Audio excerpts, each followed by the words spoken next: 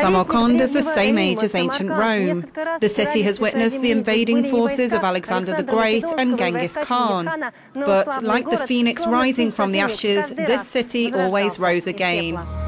Samarkand is the second largest city in Uzbekistan and is more than 2,700 years old. Founded in 700 BC by the Sogdians, it has been the capital of several different empires. Some scholars say its name means rich city, others a place where people meet, and in Persian it's known as the Stone City.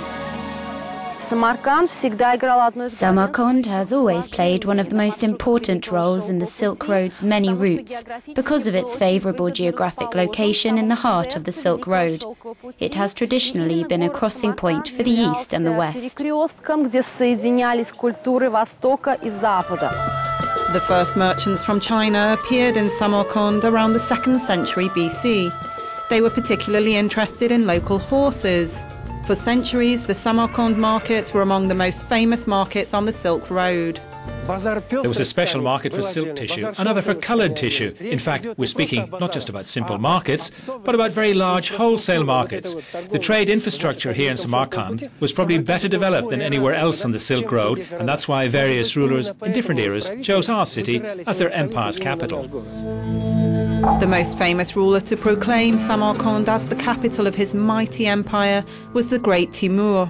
He hired the best architects and engineers, intending to create the most beautiful capital in the world. Legends about this fairy tale city spread from Europe to China. Masters from the Timur era, as well as the ruins of his summer residence in Shahrizabz, 80 kilometers from Samarkand, are UNESCO World Heritage listed sites. Timur liked to repeat one particular phrase: "One can see the might of my empire by looking at the buildings I create." The reason Samarkand looks the way it does today is mostly thanks to Timur and his successors. Located in the heart of modern Samarkand, this madrasa is part of the heritage established by Timur's grandson, Ulugh Beg. He was a scholar himself and created one of the most advanced educational institutions of his time in this region. Another wonder left by Ulugh Beg is his observatory, which he constructed on one of the Samarkand hills. Only the underground part of the giant sextant has been preserved. With the help of this instrument, Ulugh Beg calculated how the planets move every year, the length of a year, and the distance between 1,018 different stars.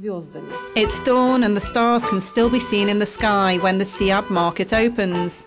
Established in the days of the Silk Road, the market sells the local flatbread, a real treasure. Legend has it that the great Timur once asked for the bread during a journey far from home, but the taste wasn't the same. The cook was granted a pardon because one major ingredient was lacking: the air of Samarkand. This flatbread can only be cooked here. People travel from other cities especially to buy it. They even come from Tashkent. It wouldn't be possible to make this bread in other cities. A thread of silk still connects modern Samarkand to the time of the Silk Road.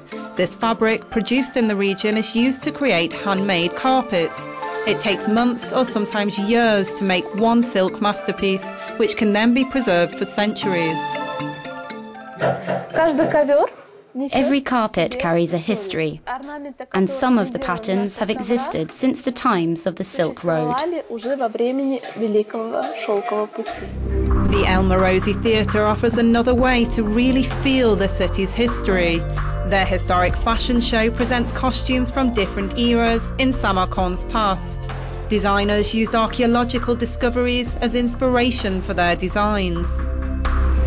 These kinds of dresses appeared here in the 5th century, and the mystery of the costumes from Samarkand's past have been revealed thanks to frescoes. In our next story, we'll discover the secrets of blacksmiths in Bukhara, some of which have been kept for centuries.